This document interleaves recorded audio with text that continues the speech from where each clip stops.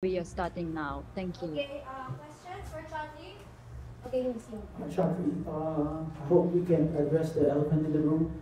Your thoughts on the fight between Edward Flying and Edson Marquez. I know you're very vocal regarding the past fights, whether it's controversial.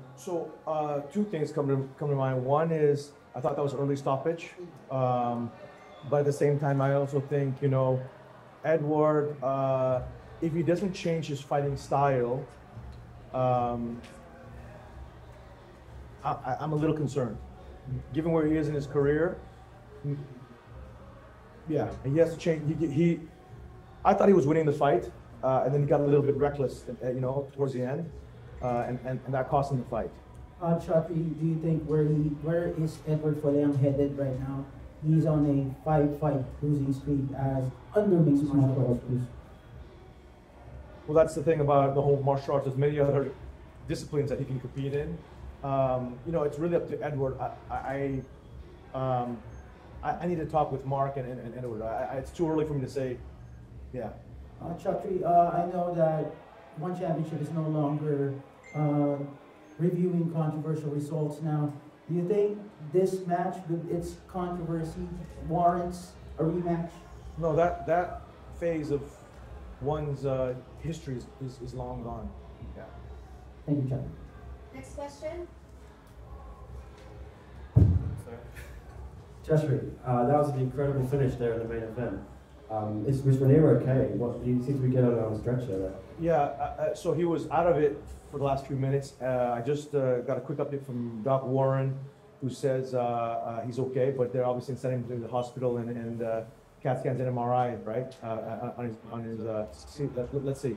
I mean, when you get hit that many times by a heavyweight, it's a scary thing, and a heavyweight who hits hard. Do you think Raniero bit off more than he could chew finally? Yeah, so I think there's I think majority of people thought that RDR would use the jiu-jitsu and take him down, but people forget that, Anatoly is a world-class Russian national wrestler. He's not just some regular wrestler. He's the top of the mountain in wrestling in Russia at heavyweight division. I believe that Anatoly is, bar none, the best heavyweight on the planet, full stop, in mixed martial arts, because he has unbelievable wrestling. He's a black belt in jiu-jitsu, and he's one-punch KO power. So whatever game plan you want, his wrestling can dictate where he wants to go. And that's I think if you look at the other heavyweights around the world, they'll have a big punch, but they have terrible jiu-jitsu, terrible wrestling, or whatever it is, right? Anatoly literally has 0 holes in his game. I've seen him slick jiu-jitsu in training, watching him train. His wrestling pedigree is, you can ask anybody in Russia about his wrestling pedigree. He's a king wrestler. Is he effectively the heavyweight champion as well now, in your mind? Yeah. In my mind, like I said in the press conference, I'm trying to be respectful, but I do believe that Arjun is scared, and that's why there's a million excuses, why he's not ready to face Anatoly. I mean, I'd be scared too.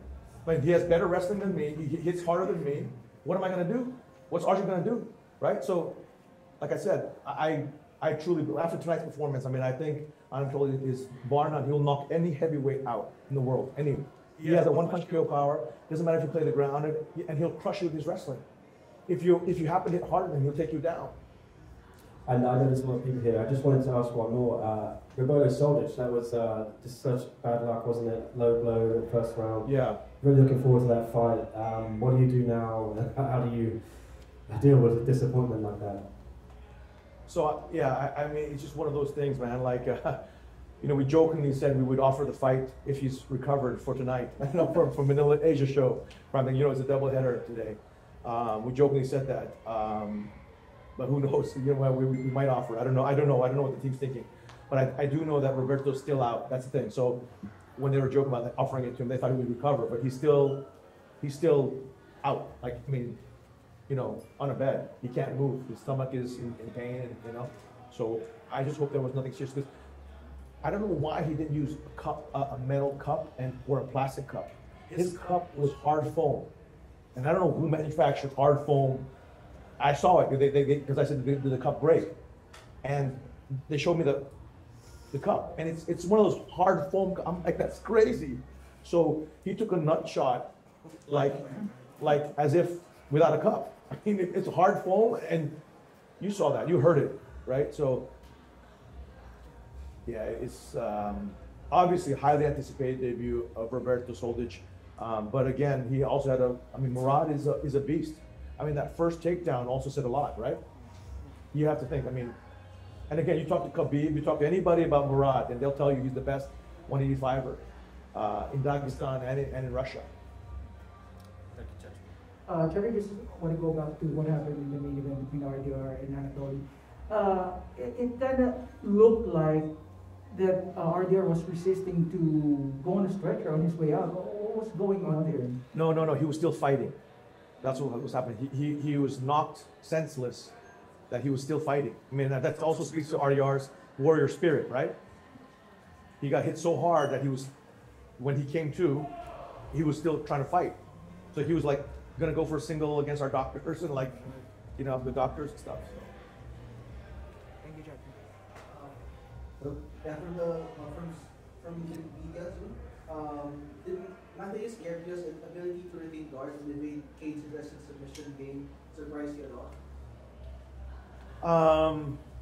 No, but you know what it is Cade took a lot of risk. That's why I was surprised. When he realized how good Mateus' guard was, he just did all these acrobatic front forward flips and crazy stuff, and that's why he's a champion of the world. How many people can do a front forward flip against a BJJ world champion and end up in a knee bar, right? That was kind of crazy.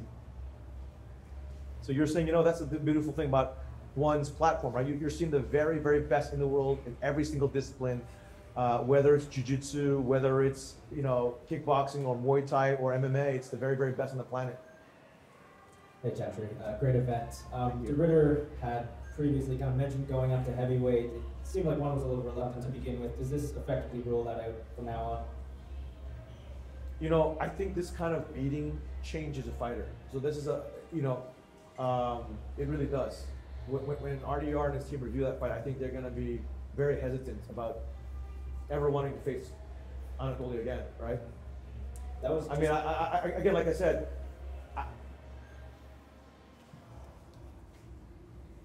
a lot of people were predicting RDR to take him down and sub him, a lot. And like I said in the piece, I thought it was going to be a first round either KO by Anatoly or RDR finishing, right? But within a minute, when you saw that RDR could do nothing in the takedown, because even I don't know if you saw, there was a couple of takedowns where Anatoly was actually late, where he had actually both legs. He actually had a single leg, I think, and he just shot him like it was nothing.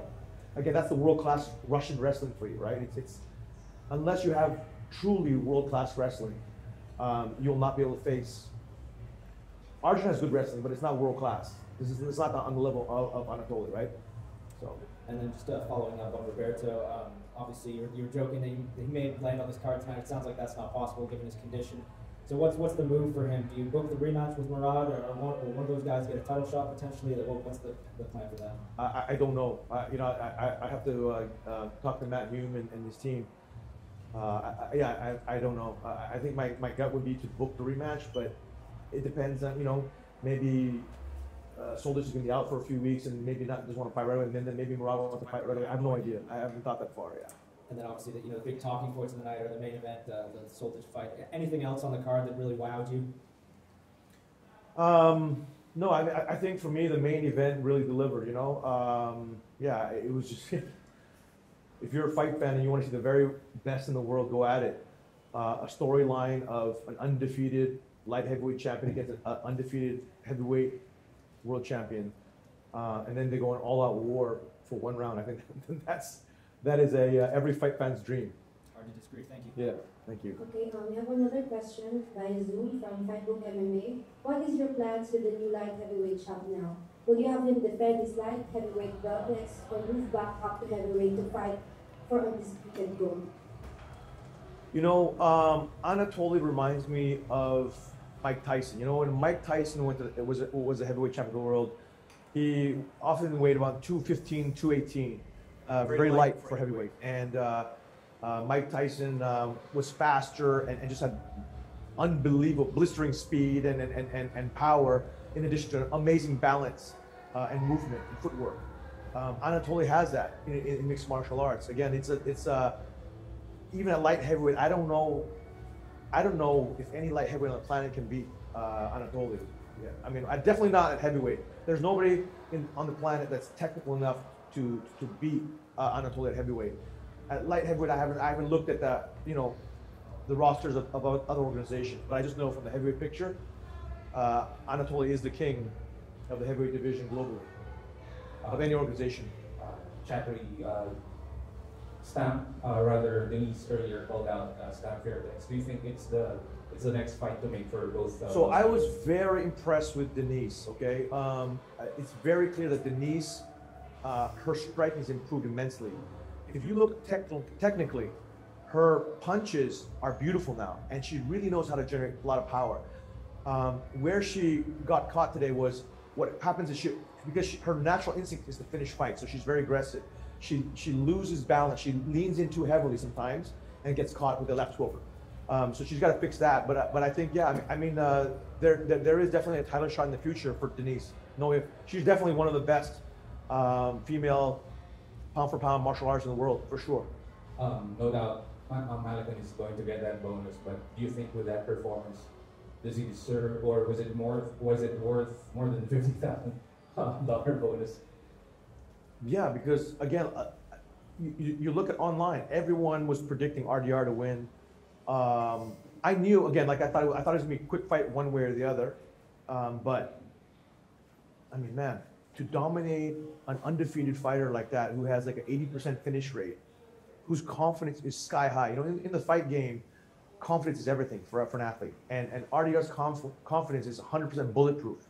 So to take that away from somebody, and take his O away the way he did, again, it's one of those extraordinary performances that you just see, you know, every now and so then. You know, I think the world is very lucky to see a performance like that. I mean, how often do you get a storyline of two undefeated world champions going at it, right? Where you know, Anatoly was arguably the underdog. Okay, next question again from Cage Side Press, who sent this question via Zoom. Regarding Roberto Soldic, is the plan to run the fight back or go in different direction? I don't know.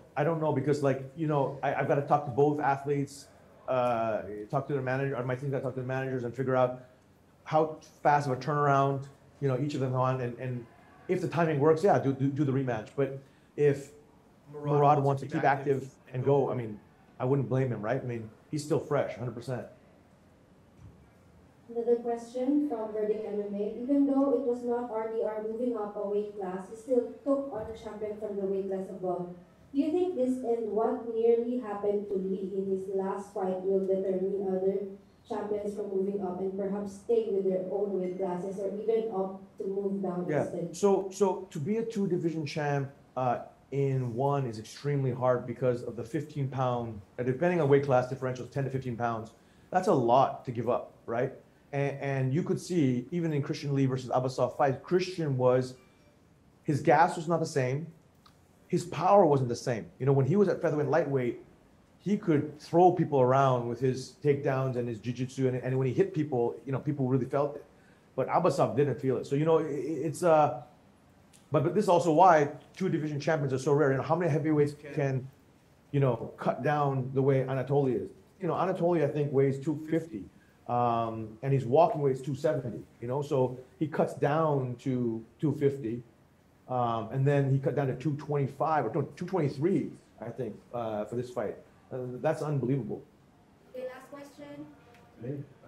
Sorry, just one more from me, Chatri. I forgot to ask you earlier. There were some other hydration fails this week, especially, and today we had Jackie Boontan, a couple on the card tonight, Pampayak Superlek. Mengbo. I know you were frustrated last time I spoke to you when Itsuki failed. Are you similarly frustrated with these fighters this week? You know, I was thankful that it was only, I think, a couple of fighters missed, you know, that. But I think, again, like, you know, here's the thing about our hydration system, right? It's, first of all, it's the healthiest in the world. But not only do you have to check in multiple times during fight week, your weight and your hydration, but you have to be within 5% after the fight. So this is something that I don't know if fans and media know around the world. We check your weight after the fight. And if you're not within 5% of your pre-fight weight, you get penalized. You get, your percentage of your purse. I don't remember you have to talk to the competition team what percentage. But and I think if it's a title fight, you don't get a champion's pay. I don't remember what it is, but you got to ask Matt Hume. But the basic point is that there is no getting around the hydration system. And again, we're very, very serious about keeping our athletes as healthy as possible. But also, the reason why we have a 70% finish rate, I believe, not in addition to the global rule set, is that athletes are fresher, fitter, stronger, and just feeling better and can deliver outstanding performances. A lot of times, if a weight cut goes wrong, in other organizations or under the unified rules, what you have is a guy cut 20 pounds of water weight, pulls it back on, feels sluggish, goes in there and just doesn't look good, win or lose, right? And that happens a lot, I think. And so I think more and more athletes, more and more fans, and eventually I think organizations will follow one's lead in the future. It's definitely the future, and when I first created one, I sat down with Matt Hume on the competition side and said, medically and competition-wise, what is everyone doing wrong? And let's do something better. And then every department I asked that actually, and Matt devised this plan in conjunction with all the experts around the world, et cetera, and came up with a hydration system. Do you think that Grand Prix is just cursed from the beginning? Because we had Haggerty drop out, Rod Tang drop out, there were injuries, withdrawals, things like this, people not making weight. Looking back, just something you're glad to leave alone now in the past? Yeah.